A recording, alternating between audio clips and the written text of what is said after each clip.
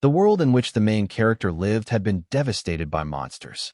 Humanity was forced to fight these fearsome creatures in order to survive, and the orange-haired man had spent his entire life doing just that. Day after day, he battled and defeated monsters with his sword. Days turned into months, months into years, and before he knew it, 10 years had passed as if in the blink of an eye. Slaying monsters became second nature to him. No creature could stand against his blade. After fighting for so long, he no longer feared anything. One day, a powerful and massive monster appeared and confronted him. It demanded that he give up, claiming that the world was already beyond saving. This monster was no ordinary beast. It was the true mastermind behind the world's destruction. Recognizing the orange-haired man's strength, the monster tells him to become his sword. Enraged by the monster's arrogance, the man launched himself forward without hesitation. Channeling all his strength, he leapt into the air and charged at the beast. The monster tried to catch him, but he skillfully dodged and managed to injure the monster's hand, shocking the creature. However, the battle was far from over. The monster retaliated, landing a blow that knocked the man off balance. It continued its assault, taunting him, saying no matter how hard he fought, he won't be able to defeat him. The monster's attacks were brutal. Each strike caused immense damage. Just as he was about to collapse, he steadied himself and made one more desperate charge with the strength he had left. But even his fastest strike was too slow for the monster, which effortlessly punched him mid-attack, sending him reeling. The man sat on the ground, struggling to catch his breath, while the monster loomed over him, its eyes filled with malice. At that moment, the man noticed a pendant hanging from the monster's neck. Realizing its importance, he made a split-second decision. He took a stance, preparing to throw his sword, just as the monster raised its hand to deliver the final blow. With every ounce of strength, the man hurled his sword at the creature. The monster failed to dodge in time, the blade and shattering the pendant. The monster cursed in fury, but it was too late. With the pendant destroyed, its body began to disintegrate into dust. Relieved, the man collapsed onto the ground, his eyes gazing up at the beautiful sky. The scene then shifts to a young man with black hair walking somewhere. Suddenly, sirens blared at the B-rank Namsen Gate, a restricted zone where civilian access was prohibited. A voice echoed through the speakers. Scan your hero registration number and unique identification. Unauthorized individuals are not permitted to enter. The black-haired young man continued walking through the Yongsan district of Seoul until he stood before the gate. Without hesitation, he lifted his foot and broke the gate open with ease. Immediately, the sirens blared, alerting security to an unregistered hero who had forcefully entered the gate. Calmly, the young man stepped into the field and proceeded to walk as if nothing had happened. While he walked, a group of heroes nearby noticed him and called out, asking if he was lost. One of them offered guidance, suggesting that if he had strayed into the gate by mistake, he could follow them out. The black-haired man, however, remained silent. Two of the heroes began whispering to each other, commenting on his appearance. His clothes didn't resemble those of any registered hero they knew. Assuming he was just a porter, they began mocking his outfit and the bag he carried. They speculated that he had entered the gate cluelessly, abandoned by a party that had left him behind. The young man finally spoke, calmly stating that it wasn't what it looked like. He had just arrived at the gate. One of the heroes smugly responded, claiming that being ditched was nothing new.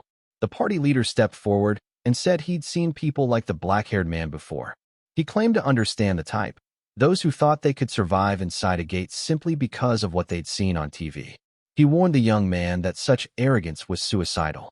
He went on to advise the newcomer to obtain an official hero license and complete the required training and exams. Pointing to the environment around them, he added that this was a B-rank gate, and if the young man was truly a beginner, he should start at an F-rank gate instead. Unfazed, the black-haired young man replied coldly, "I'm not thankful at all." His blunt response shocked the group. A few of the members grew angry, but their leader stopped them. He explained that people who brush off sincere advice like that only learn through experience. Eventually, the young man would realize just how unforgiving the world inside a gate really was. It was nothing like what they showed on television or the internet. As the young man continued forward, he suddenly encountered an orc monster. Without panic, He gently placed his bag on the ground and closed his eyes. The orc lunged at him with a punch, but the young man dodged effortlessly.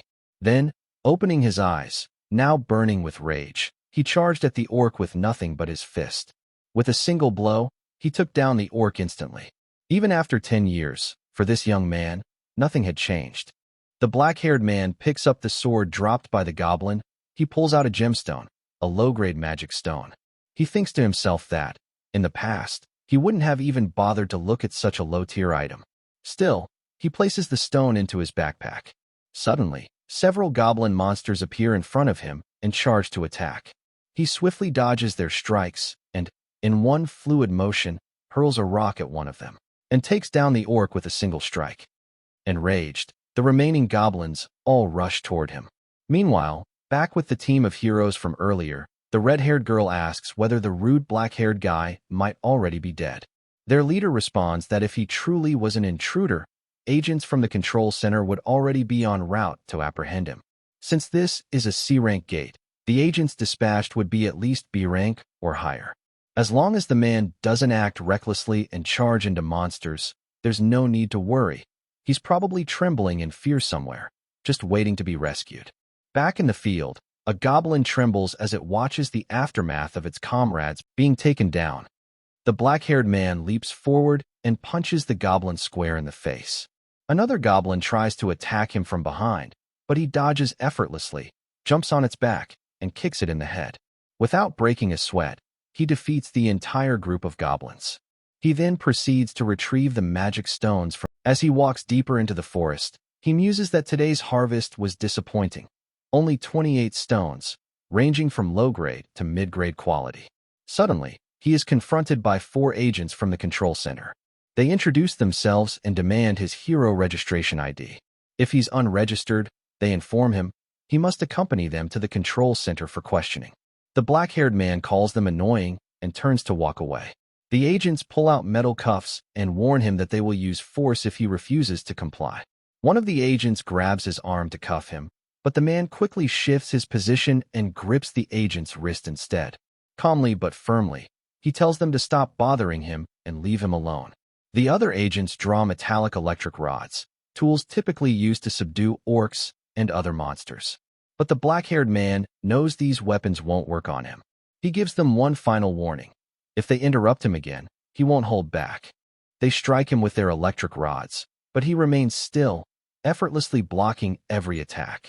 He dodges their punches, and when one agent tries to strike from behind, he swiftly turns and lands a sharp knee to the agent's stomach, followed by a kick that sends both attackers flying. The last remaining agent glares at him in anger. In a flash, the black-haired man vanishes from sight and reappears in front of him, landing a powerful punch. As the agent struggles to catch his breath, the man asks calmly, "Do registered heroes have to deal with this kind of harassment?" The agent, gritting his teeth, replies, "As long as they don't commit crimes inside the gate, there's no reason for agents to be dispatched." The man then asks about the rift zones. The agent freezes, clearly shocked that he brought it up. Rift zones are unstable passages to other worlds, filled with bizarre monsters. Unlike gates, controlled, regulated areas where monsters are confined and the resources they drop are harvested. Rift zones are unregulated and open randomly across the globe. The items obtained from monsters have become valuable energy resources, and the government tightly manages gates as a result. Areas not yet turned into official gates are known as rift zones. The black-haired man continues, "So, no matter which gate I enter, your agents will show up and accuse me of trespassing?" The agent nods, confirming, yes. If an unregistered hero enters a gate without proper authorization, the control center is automatically alerted and nearby agents are dispatched. He then yells, "But the rift zones aren't as easily accessible as gates." Even the Hero Association won't just stand by. Before he can finish, the man grabs him by the face and throws him aside. "You're just a nobody," he says coldly. As the agents recover, one of them swears, "Next time I see you, I'll end you." But the black-haired man walks away, completely unfazed. Elsewhere, in another world, the one where the hero once defeated the demon lord, a man floats in midair, unconscious. He hears faint voices and feels as if he's being pulled into something unknown. It feels like death. He slowly opens his eyes and is shocked to see a man with black hair dressed in normal clothes. "Who are you?" he asks. The man replies, "My name is Seo Dojin. I'm dying right now, and if you grant me my wish, I'll disappear peacefully." The hero refuses. "I no longer have any reason to live," he says.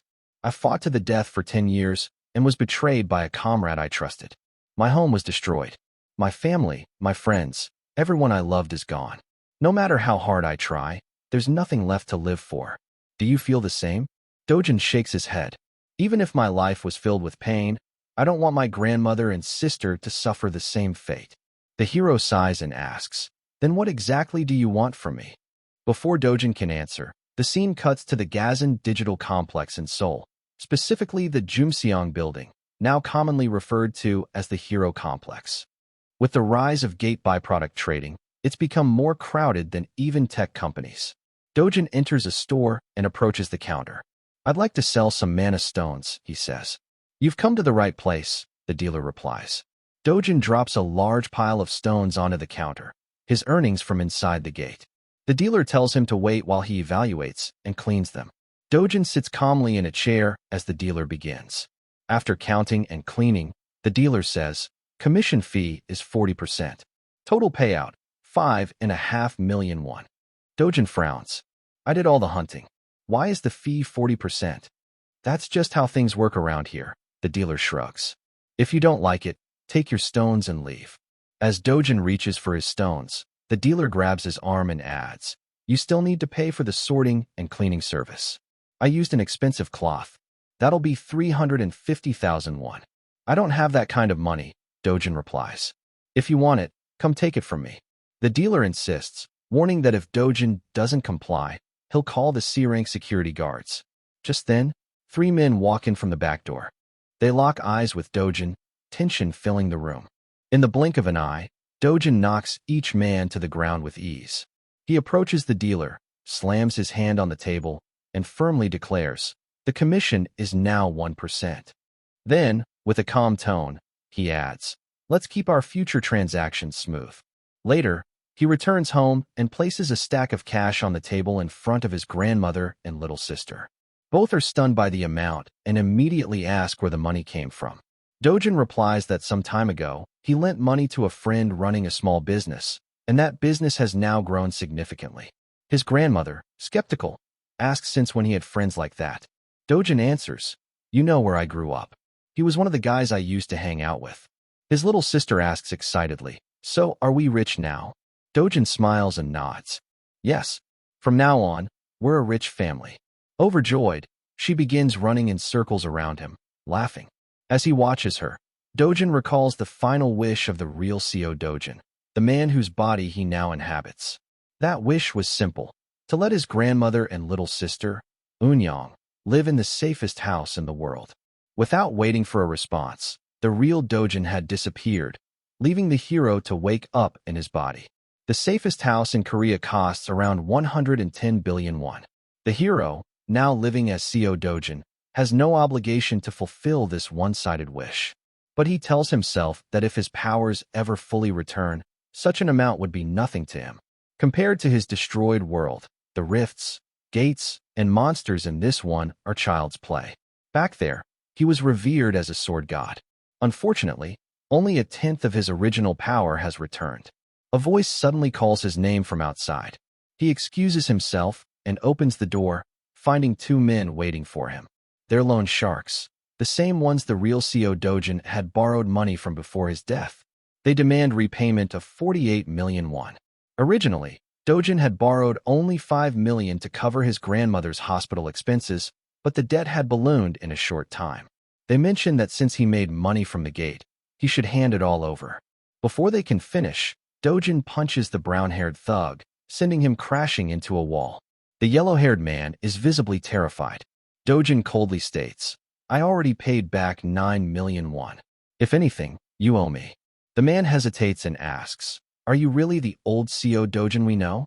Before punching him too, Dojin mutters, "Tell your boss. I'll be visiting him soon." Afterward, Dojin takes his little sister to a toy store. She picks something and shyly asks, Can I get this? He smiles warmly. It's fine. We already bought clothes. Get whatever you like. As he watches her excitement, he reflects on how sharing the real Dojin's memories has softened his emotions. It's only love for the family for now, but it's genuine. He recalls how kind Seo Dojin had been to Eun-young, even though she was only his half-sister. Dojin promises himself that he'll protect that part of his heart. Eun-young then picks a smaller toy and, looking down, quietly asks if she can have it. Dojin gently picks up the large plushie she originally wanted and says, "You can get both. Take whatever makes you happy." Later, he takes her to a restaurant for ramen. While they're eating, a female voice calls out his name. A blonde woman approaches, flanked by 2 guards. She eyes him critically and mocks his appearance. "What's with these clothes?" she sneers, then glances at Eun-young. "Who's the little girl? Did you start causing problems like your mother?" Her words hit a nerve. Dojin's expression darkens as he glares at her. The blonde woman approaches the little girl and asks for her name. Eun-young shyly responds with her name. The woman smirks and remarks that she must be from the Eun family, adding that, judging by her clothes, she's just as pathetic as her mother. Turning to Dojin, she tries to make a joke at his expense, asking if he agrees. She attempts to provoke Eun-young further, but Dojin cuts her off. "You're really ugly," he says coldly. "You look like an orc." Shocked by his words, the woman stands speechless. Seo Dojin was born out of wedlock and grew up in poverty. After his mother's death when he was 7, he was taken in by his biological father. For over 10 years, he endured discrimination and contempt from his father's household. But the moment the legal wife gave birth to a son, Dojin was cast aside and kicked out. He ended up living with a maternal grandmother and a half-sibling he had never met before. The hero, now in Seo Dojin's body, reflects on the pain he must have endured and promises that things will be different from now on. Stepping closer to the blonde woman, he says, "Even after living together for 12 years, you still disgust me. From your face, to your personality, even your brain. You're completely hopeless." He continues, "You envy women who are prettier and kinder than you. You cling to your inferiority complex, lashing out like a spoiled child. You're not even better than the little girl who actually cares about her brother." Infuriated by his brutal honesty, the blonde woman prepares to respond. But before she can speak, another blonde woman calls out Dojin's name. The younger woman immediately runs to her, tears welling in her eyes. "Mom," she tries to complain about what Dojin said, but her mother silences her. "Enough. Stay out of this." Then, turning to Dojin with a forced smile, she says, "It's been a while. Would have been nice if you visited once in a while." But Dojin sees right through her hypocrisy. This was the woman who tormented him the most during those 12 painful years. "You make me sick," he says. "We're not close enough to be asking about each other's lives. Don't show your face again." Her expression twists with hatred as she turns and walks away briskly, her daughter trailing behind. Dojin gently takes Eun-young's hand and walks off. In his mind, he thinks, the Seo Dojin who stayed silent despite the abuse is gone now. And for everyone's sake, they better realize that soon. Inside a moving car, the mother and daughter sit silently. The daughter finally breaks the silence. "Why did you leave Dojin like that instead of teaching him a lesson?" The mother ignores her and instead turns to Chief Lee. "Why is Dojin still alive?" Chief Lee replies, "According to our last report, he was left inside the rift zone." She slams her hand against the seat. "Then why is that kid still alive? He should have died in the rift." Chief Lee apologizes and promises to investigate further. The daughter, now visibly shaken, asks in a trembling voice, "Wait, what do you mean? Did you try to kill him?" Her mother doesn't respond. "So you did try to kill him?" she presses again. The mother turns to her and asks coldly, "Do you still have feelings for Dojin?" Blushing and stammering, the daughter replies, "It's not like that." "But what if Grandpa and Grandma find out what you've done?" Her mother falls silent, then replies, "This is something I'll handle. You do well to stay out of it and never defy me." Internally, she makes a dark vow. "No matter how many times it takes or how many methods I have to use, I'll make Seo Dojin disappear." 10 years ago, rifts began appearing across the world, unleashing waves of monsters that brought death and destruction. The world descended into chaos and widespread devastation. But just as all hope seemed lost, individuals with extraordinary powers, later called heroes, began to emerge. Their appearance helped restore order, and soon after, the discovery of magic stones, extracted from monsters, transformed everything. As magic stones replaced traditional energy sources, nations across the globe focused on converting rifts into regulated gates. Today, nearly every industrial system revolves around these gates and the heroes who enter them. In this new world, if someone wants to make money, becoming a hero is almost the only path. Meanwhile, Dojin steps out of a taxi and walks toward what he believes is Yangdongpo's HCS capital. Inside, the two debt collectors from earlier stand behind their boss. The boss sneers. "Who do you think you are?" Dojin replies calmly. "After giving it some deep thought, I've realized you owe me. Physically, mentally, and materially. I deserve compensation for all the damage you caused." The boss raises an eyebrow, noting how much Dojin's personality has changed. Judging from how he handled his men, he suspects Dojin must have awakened inside the rift zone. "So, you gained something to lean on, huh?" the boss says. "But don't get too arrogant. Awakenings don't mean you're invincible. I've seen plenty of arrogant awakeners go down." At that moment, more men enter the room. These guys were full of themselves too, the boss scoffs. Even after awakening, they were still D-rank trash. "You're no different."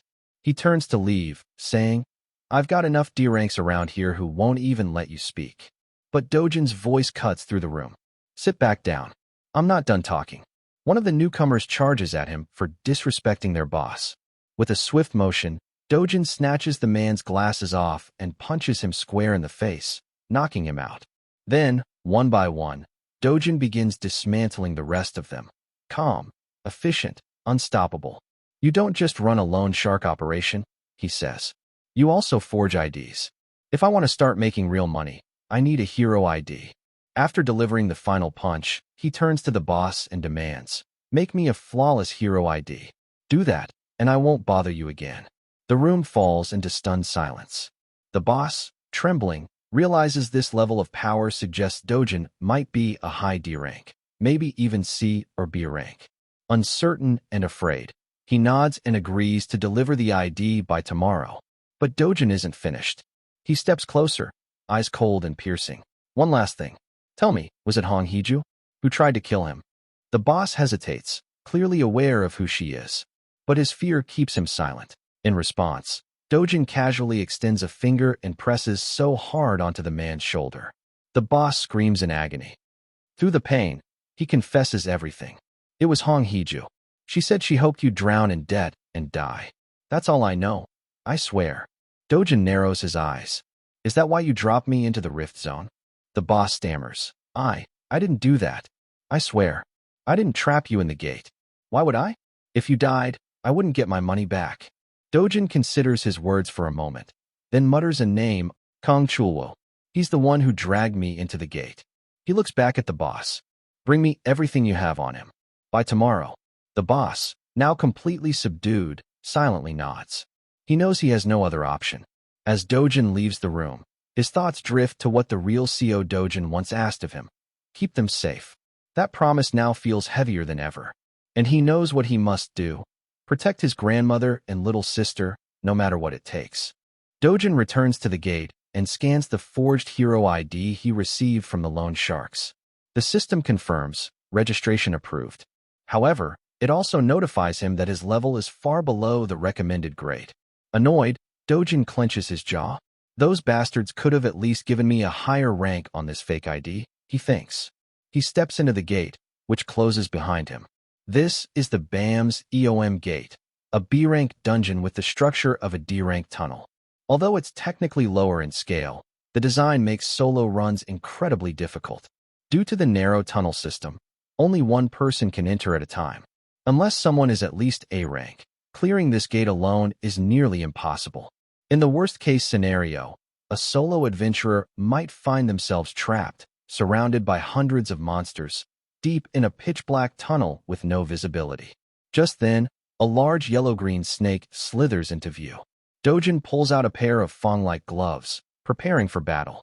Multiple snakes begin to emerge, striking from every direction, but he swiftly eliminates them all with precise, brutal efficiency.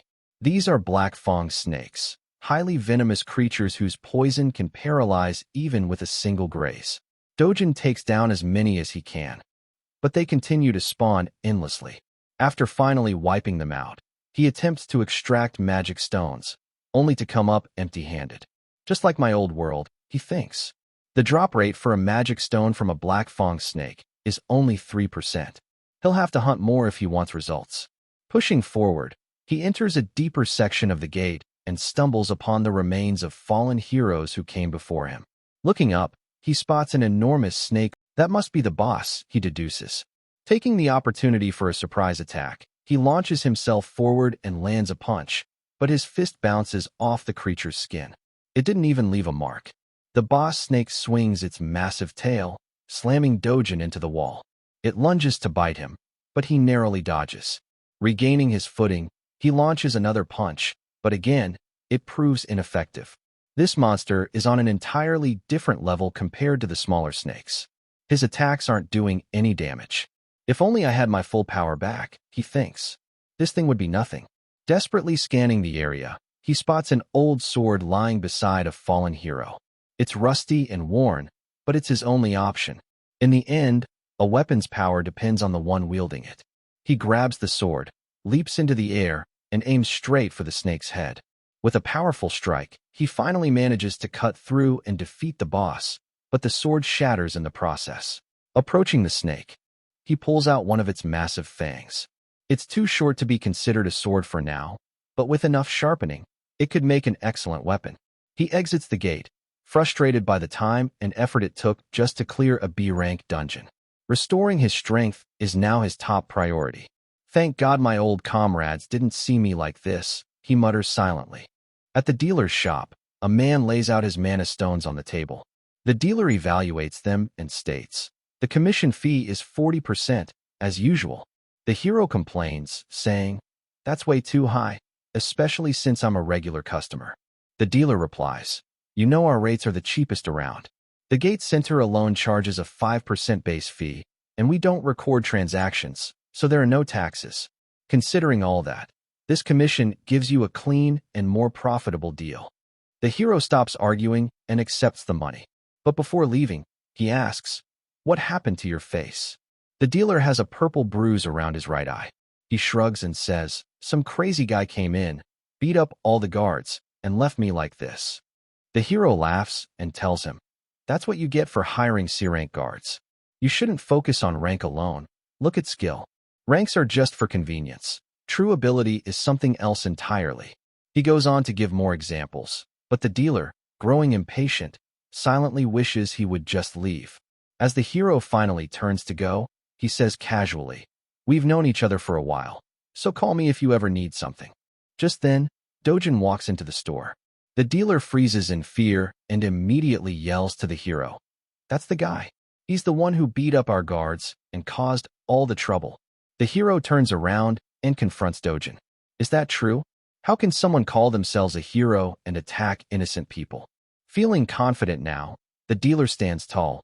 He knows this hero has 7 years of experience and plenty of connections. But Dojin responds coldly, mind your business and get lost. The hero is visibly offended and steps toward him. But Dojin, unfazed, says, the number one cause of death among heroes isn't monsters. It's internal disputes with other heroes. The hero freezes on the spot. Without another word, he quickly excuses himself, saying he's too busy to get involved right now, and leaves the store. Dojin turns back to the dealer, throws a backpack full of mana stones onto the table, and says, calculate them. The dealer opens the bag and is stunned. Every stone is high grade. Shocked, he wonders who Dojin really is. The total value comes to 150 million won. But Dojin looks disappointed. I hunted all day for this. Just 150 million? I've got a long way to go before I can afford the safest apartment. He calmly says, bring me my 150 million. The dealer nervously replies, there's still the commission fee to deduct. Dojin's eyes narrow. Fine. Bring me 148.5 million. The dealer screams internally, that's not how commission works. But he has no choice. He forces a smile and says, for transactions over 100 million, I need my superior's approval. Dojin nods. Then get it. Now. The dealer calls his boss to explain the situation, but before he can finish, Dojin snatches the phone, speaks directly to the boss, and says, "Give me my money." Then he slams the phone into the wall, embedding it. Now completely shaken, the dealer complies and hands over the full amount. Dojin leaves the store smiling, with bags full of cash. Behind him, the dealer breaks down in tears from the humiliation. 10 minutes later, a man with black hair walks into the store. It's the actual owner. He looks around at the mess and asks, "Why weren't you answering your phone? And what was that earlier call about?" The cashier, eyes hollow and voice drained, replies, "Boss, I want to quit. I can't do this anymore." The boss looks around and sees the phone embedded in the wall and the store in shambles. He realizes this is far beyond what he and his staff can handle alone. He pulls out his phone and calls someone. "Gianna, I need your help. Can you come over?" Sometime later, a woman with long purple hair, a white coat, and glasses walks confidently through the streets. People stop and stare, murmuring in awe. When they realize who she is, they're even more shocked. "Is that Hyun-jian?" She enters the store. The cashier can hardly believe his eyes. "Hey, are you really the Hyun-jian?" The S-rank hero. Overwhelmed, he stammers, "I heard you're the boss's niece, but I never thought you'd actually come here." She smiles warmly. "Yes, I'm the real Hyun-jian. My uncle sent me. He said there was trouble with a hero trying to force sell mana stones." She sits down, her expression turning serious. Her sharp eyes scan the room. "Now," she says coldly, "tell me everything." Dojin sat in the backyard of his house, while his little sister played nearby. With a calm expression, he closed his eyes and assumed a firm, focused posture. His thoughts were consumed by one thing: how to earn enough money to buy the safest house for his family. At his current pace of earning only 100 million won a day, it would take far too long. He needed to become strong enough to clear an S-rank gate alone. But to do that, he had to regain the power he once possessed. The problem was the mana atmosphere in this world. It was weak, limited, and nothing like the rich, flowing energy of his previous world. Even if he continued gathering mana daily as he was now, it would likely take at least 3 years, or more, for his strength to return.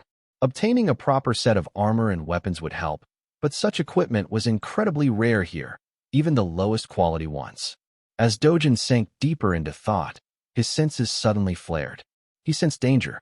Reacting immediately, he rushed over and picked up his little sister. "Stay inside," he told her firmly. Their grandmother, alarmed by his tone, asked what was going on. Then the ground trembled violently, an earthquake. But Dojin knew better. "This isn't just an earthquake," he muttered, eyes sharp. "A rift is spawning near the house." Outside, beams of dark mana were swirling through the air around the house. These were the signals, the portals forming a connection between a rift and the real world. Their grandmother, now frightened, asked in panic, "What is happening?" Dojin turned to her and said urgently, "Stay inside. Don't leave the house, no matter what. It's dangerous out here." He ran outside and launched himself toward one of the mana beams. Moments later, his body was pulled in, sucked into the rift. At the Seoul Hero Association building, an emergency notification appeared. "A new rift has been detected in the city," a detective announced to the team leader. "Where?" the team leader asked, tense. "Mapo District," came the response. The leader's face darkened. "Another one already?" The last rift was just 2 months ago. He took a breath to calm himself and issued swift orders. "Contact the White Lion Guild. They're the closest to Mapo. Dispatch nearby heroes immediately before things get out of hand." "What's the exact location?" he asked. They scanned the data and replied, "It's on top of a private residence." The team leader's concern deepened. "A rift near civilian homes. This is bad." He knew the rules well. If anyone other than a registered hero entered a rift, it would lock, preventing anyone else from going in until the person inside came back out. Worse, if that person died inside, it would trigger a monster wave, a deadly 10-day event where monsters would pour out of the rift, wreaking havoc. "If that happens," the leader muttered grimly, "Seoul could be reduced to rubble." "Who entered the rift?" he asked. The agents pulled up the data and responded, "CO Dojin. He lives at the residence where the rift spawned. It seems he entered trying to protect his little sister." The leader's worry grew. "He's not even a registered hero. What's the probability of a monster wave if a civilian enters a rift?" 99.99%, one of the analysts replied. The room went silent. The tension was palpable. With no way to intervene, all they could do now was wait, either for Co Dojin to return or for a catastrophic monster wave to begin. Meanwhile, in another office, Hong Heju slammed a stack of documents onto her desk. What do you mean Co Dojin has awakened? She demanded angrily. Her assistant fidgeted nervously. We haven't found any records of him joining a hero organization or registering as a hero, but we are certain he awakened during the last rift incident. Heju's eyes narrowed, a mixture of fear and frustration flickering across her face. Hong Heju screamed in frustration and demanded, why isn't Kang Chulwa doing his job properly? He should have finished Dojin himself instead of just dragging him into the rift. She turned to her manager and snapped, tell Kang Chulwa that if he fails again to kill Dojin, he'll have to pay back 10 times the money he was paid for the mission. The manager raised a hand to stop her. There's no need to contact Kang Chulwo, he said calmly. A new rift has appeared in Meipo, right near Dojin's house. And according to our reports, Dojin has entered it. The media will be announcing the incident soon. Heju let out a sigh of relief. Keep an eye on things, she ordered, her tone firm. And don't report back until you're 100% sure he's not coming back like last time. The manager nodded and quietly left the room. Meanwhile, inside the rift, Dojin walked deeper into a dense forest. As he looked around, he was struck by how familiar the surroundings were. The forest bore an uncanny resemblance to Petishua Forest, the place he often visited during his childhood. It wasn't just similar, it was an exact replica. From the formation of the terrain to the shape of the trees and the texture of the grass, even the wind and mana in the air, it all felt identical. The sky, the clouds, everything mirrored what he remembered. The deeper he went, the more details he recognized. Eventually, he came across a path he remembered vividly from his past life. Following it, he reached the end, and just as he had hoped, it was there. The World Tree. A colossal, ancient tree the size of an entire city stood before him. At its base, a massive hollow emitted waves of mana, moving into the surroundings. He knew this tree well. It was the primordial spirit tree, the source that governed and controlled the flow of pure, high-grade mana.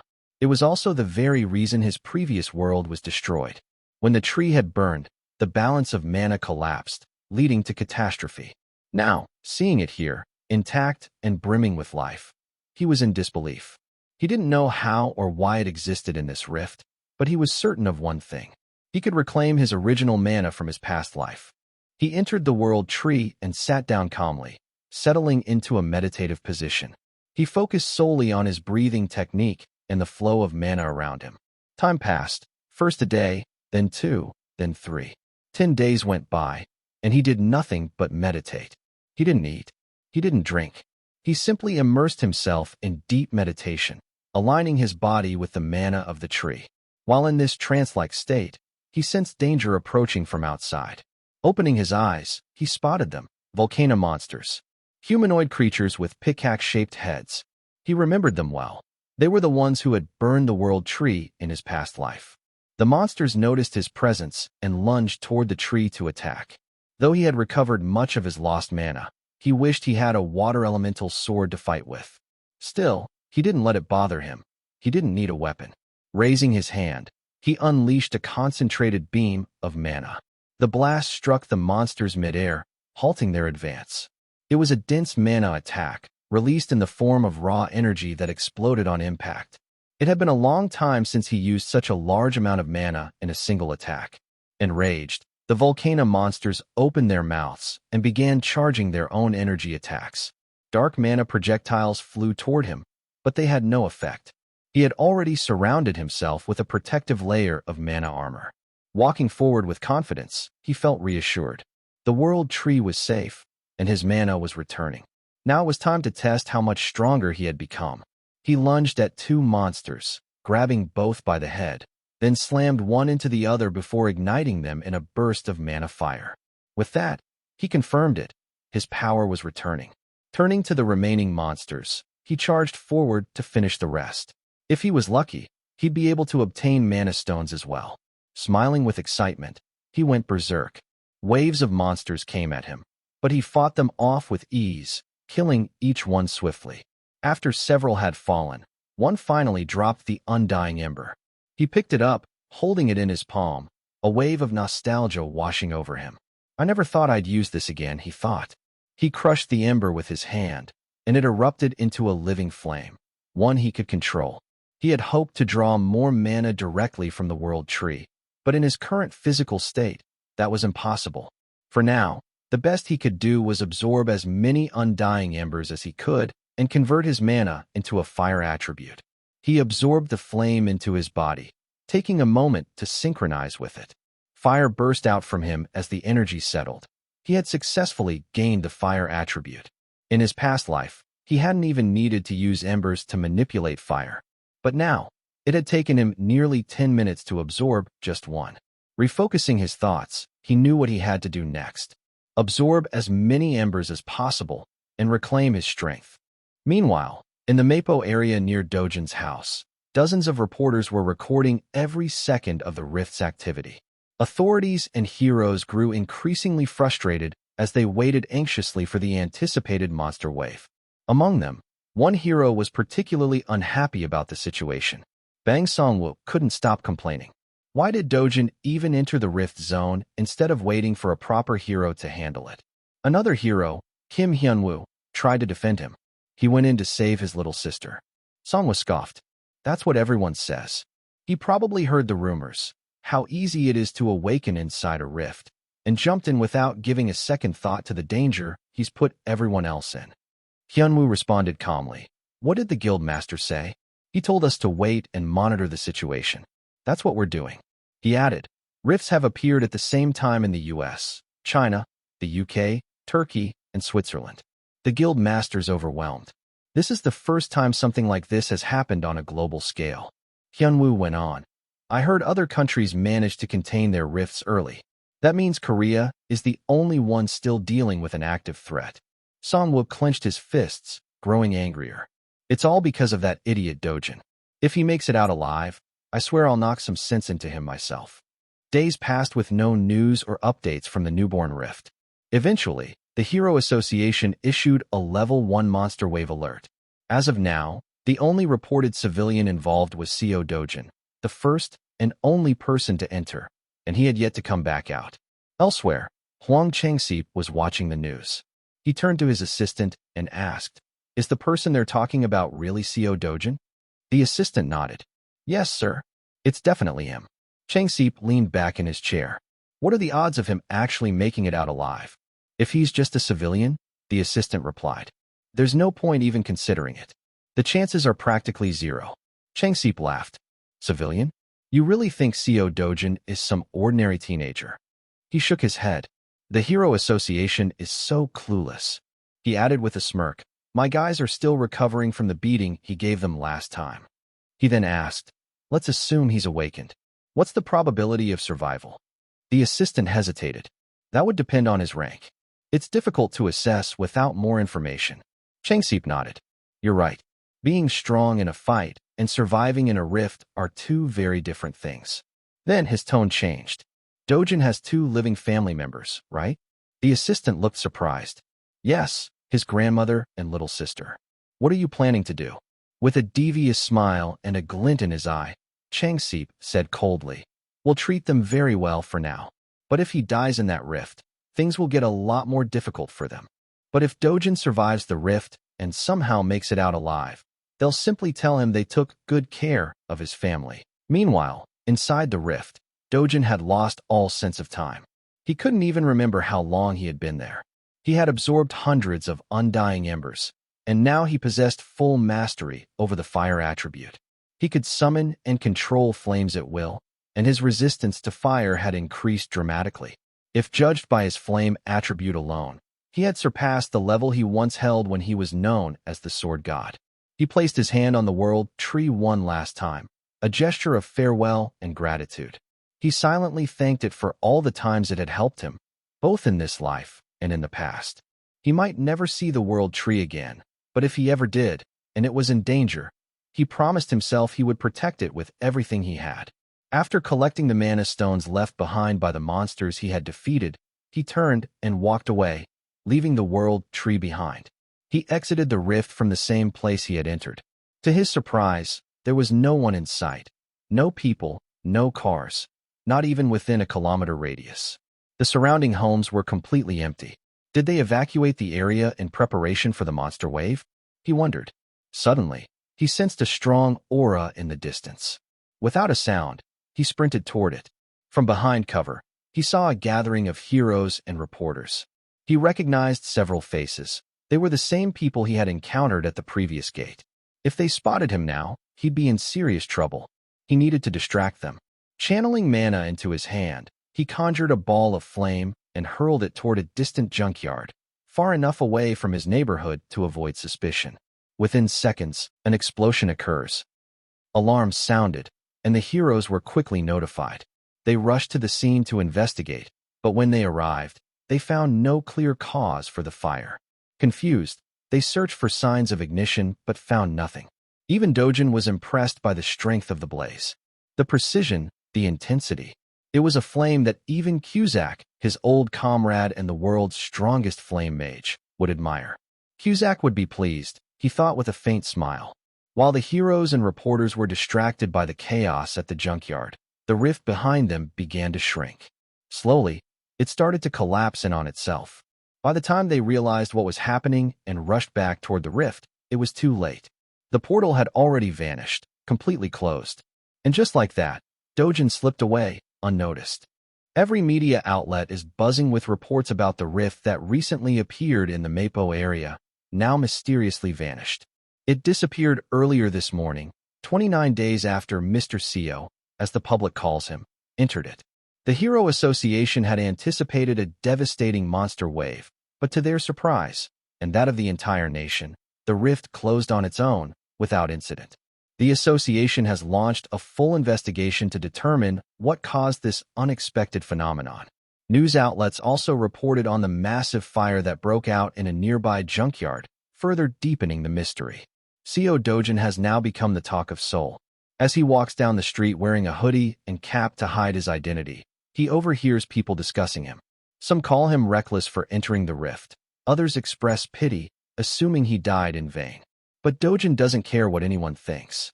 His thoughts are elsewhere. If the rift is truly gone, he wonders, then I may never see the world tree again. It's a painful realization, but he knows it's for the best. He continues walking, heading toward Changseep's hideout. Entering the building silently, he listens from the shadows as the staff chat among themselves. If Dojin's dead, one of them says, that means his grandma and little sister are as good as gone too. Yeah, another agrees. The boss isn't just some guy. He'll squeeze every bit of value out of them. If Dojin had survived, well, the kid had potential. He would have grown into someone powerful. But now, the boss will find a way to make use of what's left. Suddenly, Dojin steps into the light and calls out to them. Where's your boss? The men freeze, stunned by the sight of him. Meanwhile, Changseep arrives at the building in his car. Relaxed, he says to his assistant, now that Dojin's dead, I can finally stretch out and enjoy some peace. His assistant, Kim, replies, you've got a lunch meeting with CEO Beck today. Nothing's scheduled for the evening yet. Good, Changseep says. Contact Madame Kong at Le Gris Grim. Let her know I'll be there tonight. But as soon as he enters the building, his smug confidence is shattered. The scene is chaos. His men are being thrown around, the entire base turned upside down. In the center of the room stands Dojin, calm but furious. He turns toward Changseep with a cold, threatening gaze. Crawl to me. Like a dog. Dojin sits on Changseep's desk and repeats the order with more force. Crawl. Humiliated and cornered, Changseep has no choice. He drops to all fours and crawls toward Dojin, surrounded by his own subordinates. You're a piece of trash, Dojin says. You don't even deserve to be treated like a human being. So bark. Changseep tries to cling to the last shreds of his pride, but it crumbles. He barks loudly, again and again, like a mad dog, humiliated in front of his men and assistants. But Dojin isn't done. You two-faced, spineless coward, he growls, then stab me in the back the moment you see an opportunity. Dojin looked at Changseep again and said coldly, I've dealt with trash like you more times than I can count. Changseep broke down in tears, falling to his knees and begging for his life. Please, spare me. I swear I'll be your most loyal servant from now on. Angered, Dojin kicked him in the face. Shut up. He turned to Kim, Chang Seep's assistant, and said, You're the boss now. Don't waste your life working someone like this. You're better off without him. Kim bowed respectfully. Sir, this boss has too many connections. If I suddenly take over, people will start asking questions. It's in everyone's best interest to keep Chang Seep around a little longer. Please, give him another chance. Dojin narrowed his eyes. Isn't getting taking care of people your specialty? But if you're not willing, I'll toss him into a gate myself and let the monsters take care of him. Chang Seep, now trembling with fear, screamed and sobbed. Please, spare me. I'll serve you like a servant until the day I die. He continued bowing and crying on the ground. Dojin paused, considering the situation. Maybe it's better to mold him into something useful, he thought. At least that way, it won't become a mess later. Muttering to himself, I've gotten soft. He extended his hand toward Chang Seep. Chang Seep's eyes lit up with relief. He thought Dojin had finally forgiven him. Crying even harder, he reached out and gripped Dojin's hand. I'm sorry. I'll never betray you again. I'll serve you for the rest of my life. But the moment their hands connected, flames erupted from Dojin's palm. Dojin injures Chang Seep's hand severely. Chang Seep shrieked in pain. Dojin turned to leave, but before walking out, he looked over his shoulder and gave a final warning. This was your last chance. If even a scratch ends up on my family, I'll find every one of you, and I'll end all of you. He paused. Watch over my grandmother and my sister. Every day? And with that, he walked out. Days after the incident, Dojin was officially declared dead, since he had entered the rift and vanished along with it.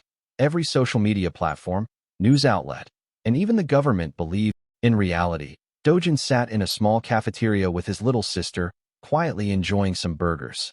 He wore a hoodie and a cap to keep a low profile. He knew that revealing himself publicly would bring complications and unwanted attention, something he had no interest in dealing with. Chang Seep had promised to find a new place for them, far from the public eye, where they could live peacefully.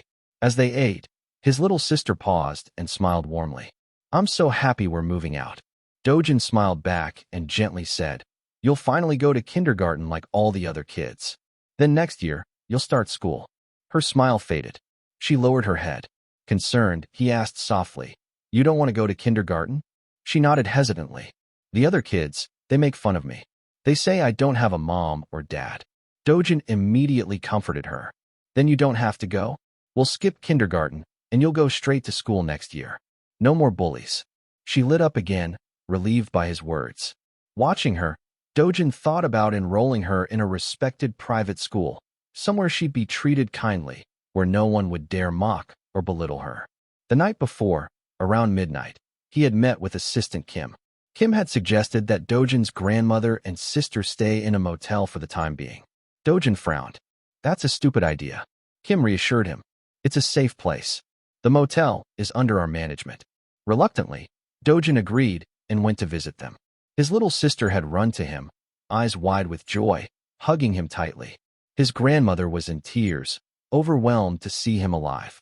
Back in the cafeteria, his sister suddenly asked, Her brother, are you a hero too? He looked at her and smiled. Would you like me to be one? She shook her head. I'd prefer if you weren't. He raised an eyebrow. Why? Because heroes fight monsters all the time. And sometimes they die. I want you to stay with me and Grandma forever. I'd be really sad if something happened to you. Dojin was taken aback. He paused, letting her words sink in. In his previous life, in that brutal, crumbling world, he had fought monsters endlessly. He lost countless things. But somewhere along the way, he had found something truly precious, something he had forgotten. Now, in this life, if that small sliver of happiness existed here, he would protect it and live in peace. At the Korea Hero Association headquarters, Nat Tae-hwang, the founder of the institution, stood on the top floor, staring out the wide glass windows. He turned to his assistant. Still nothing? She nodded. No new information, sir. Frustrated, he muttered. If a rift can disappear on its own, it could reappear on its own too. The assistant hesitated. That kind of uncertainty is dangerous. Honestly, I would have preferred a monster wave. At least we know how to respond to those. No, he snapped, his voice firm. We're talking about the safety of our people. This outcome, no casualties, is a blessing. The assistant flinched, then bowed. Apologies, sir. Nat Te Huang was one of the most respected heroes in the world. Beloved by the public, many believed that if he ever ran for president, he'd win by a landslide. His influence was so great that even the most powerful corporations feared him. But he had no interest in politics or tearing down the wealthy. All he cared about was protecting citizens and preparing for the rifts yet to come. He looked back at his assistant. I don't care how long it takes. Investigate this until we know exactly why the rift disappeared. She nodded and added, the homeowner near the rift zone has agreed to sell the property. Good, he said. Make sure they're paid above market value. I don't want them left with resentment. If it brings even a small amount of comfort after losing a family member, it'll be worth it. Turning to his laptop, he reviewed reports that rifts had appeared simultaneously in multiple countries. But something didn't sit right. His assistant spoke. China and the US have already contained theirs. He shook his head. That's not the problem. It's the UK. Their trusted heroes were already deployed to other rift locations. That means... Before he could finish, a loud notification pinged. His eyes widened in shock as he read the emergency alert. It was breaking international news. The rift in the United Kingdom had just turned into a full-scale monster wave. Dojin walked once again into the same dealer's shop where he regularly sold mana stones. The cashier visibly flinched upon seeing his face, trying to compose himself as he turned to the manager. This is the guy who tried to force sell mana stones last time, he said nervously. The manager stood up and eyed Dojin. Are you really that guy? Dojin sighed and replied casually. You've got good timing. I've collected quite a few mana stones and was hoping someone with higher authority would be here to handle the transaction. He dropped a heavy backpack onto the counter with a loud thud. The manager glanced at it, uninterested, assuming it was filled with the same low-grade mana stones Dojin had previously brought. I'm not doing business with you anymore, the manager said flatly. Take your bag and leave. Dojin looked confused.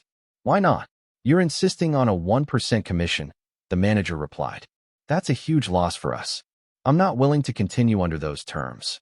Dojin laughed and said, You'll regret this. The manager considered explaining the financial impact, but quickly realized there was no point. Instead, he pointed at the door. Take your bag and don't come back. Without a word, Dojin kicked the backpack, spilling its contents across the floor.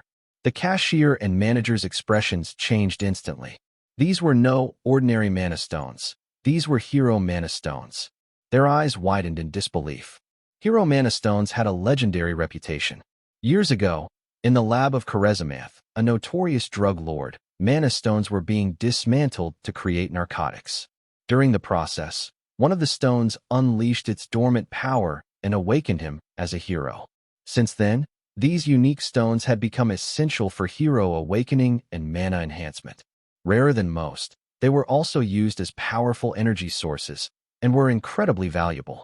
Seeing the pile of hero mana stones before them, both men were stunned. Dojin smirked. If you don't want them, I'll just pack them up and leave. But the manager quickly changed his tone and demeanor. Please, wait, he said, trying to stay composed. Let's discuss this properly. Have a seat.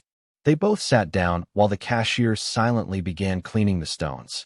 The manager, speaking much more gently now, said, Well, 0.5% commission is a bit too low. Dojin immediately frowned. Then I'm not selling. Startled, the manager apologized. Wait, at least tell me why you dropped the rate even lower. Because, Dojin said coldly, you annoyed me. The manager bowed deeply. I apologize for the way we treated you. But Dojin didn't care. Spare me the groveling. Just give me a straight answer. From across the room, the cashier watched silently, fuming inside while Dojin humiliated his manager. Trying to recover, the manager began explaining. Look, even 10% commission puts us at a loss if the buyer underbids. I'm bored, Dojin interrupted. Forget it. I'm not selling. Panic crossed the manager's face. Okay, 9%. I'll take the loss. Still, Dojin remained unimpressed. No, 8% then, please. Even my boss will kill me if he finds out. Still no. 7%, 6%, please, the manager begged. Nothing worked. Finally, on his knees and completely defeated, the manager gave up. Dojin looked down at him and said, "Fine, I'll do 1%. Out of the goodness of my heart." The manager clenched his jaw but held back from saying what he wanted to. There was nothing he could do. "Oh, and by the way," Dojin added with a grin, "I've got 7 more bags full of these back at home." The cashier and manager's jaws dropped. "Get the contract," the manager shouted. Moments later, everything was signed. The deal was sealed. Dojin looked at his phone and saw the notification. 67 billion won had just been deposited into his account. He leaned back in satisfaction. A 110 billion won mansion doesn't seem so far off now. But reality hit quickly. He couldn't keep getting high-grade mana stones from normal gates. Only the rift zones held stones of this caliber, and he needed to move through them freely. As he contemplated his next move, a notification pinged on his phone. He pulled it out and read the headline. International alert. Emergency in the United Kingdom. Citizens are advised to evacuate the endangered zone immediately. Dojin glanced at the notification for a moment, scoffed. In his past life, it didn't matter which country or association was involved. He would personally take charge and block fissure zones without hesitation. But that wasn't the life he lived anymore. Later, he took his grandmother and little sister to a high-end restaurant that specialized in grilled meat. His sister looked overjoyed, eagerly waiting for the meat to cook so she could dig in. His grandmother, however, frowned and commented on how expensive everything was. Dojin chuckled and reassured her, "I've made quite a bit of money recently. You don't need to worry about the cost. Eat as much as you want." His sister didn't hesitate. She took a piece of meat straight off the grill and popped it into her mouth. Her eyes lit up in delight at the flavor and tenderness. It was the best thing she had ever tasted. Dojin called over the waitress and asked for several more premium servings. His grandmother protested, "You're ordering too much. How are we going to eat all this?" He smiled. "It's fine, Grandma. You should eat more too." His little sister picked up a piece of meat and offered it to their grandmother. "It's really delicious," she said cheerfully. With no other choice, she took a bite and was immediately impressed by the deep, rich flavor and umami. For the first time in a long while, the three of them shared a warm, joyful moment. But the peace didn't last long. While they were enjoying their meal, Hyunjoin entered the restaurant and walked straight up to Dojin. "Can I speak with you for a moment?" she asked. Before she could say more, Dojin looked up and replied calmly, "I'm eating with my family right now. If it's business, you'll have to wait until I'm done." She was taken aback by his bluntness. "Do you even know who I am?" she asked. "I'm Hero Hyunjoin." He said nothing. Frustrated but composed, she complied and moved to the waiting area. As expected, her presence drew the attention of everyone in the restaurant. Whispers spread quickly. People admired her beauty, her strength, and wondered what someone like her was doing sitting in a waiting room. Joyen sat silently, a little irritated. Just who is this guy? She thought. 2 months ago, he'd entered his first gate. It was assumed he had awakened during that time. Afterward, reports claimed he had died in the newly formed Mapo Rift, but here he was, very much alive. And when they met eyes, she had felt fear. His gaze and a single word were enough to intimidate her. But none of it added up. How could someone who awakened just 2 months ago already have S-rank power? Even high-ranking S-class heroes spent years climbing the ranks after their awakening. There had to be more to him, hidden abilities or secrets he was keeping. Meanwhile, Dojin and his family finished their meal. But as always, peace was short-lived. Just before he could walk over to Joyen and speak with her, a man with blonde hair stormed into the restaurant. His eyes widened when he saw Dojin. Well, he sneered with a devious grin. "How'd you manage to crawl out of that rift alive?" It was none other than Kong Cheol-woo, the man who had dragged Dojin into the gate under orders from his mother-in-law in a failed attempt to kill him. Kong walked closer and leaned in. Hyunjoin's eyes narrowed in frustration. She hadn't expected Kong to show up here of all places. Dojin, however, remained calm and unaffected by Kang's presence or insults. He turned to Joyen and said, "You mentioned you wanted to talk about business earlier. I'll hear you out. But first, I need a favor." He glanced back at Kong, then said to her, "Get my family out of here. Bring a cab, and make sure they're safe." Joyen hesitated, caught between surprise and unease as she watched the tension grow between the two. Dojin's voice was calm but firm.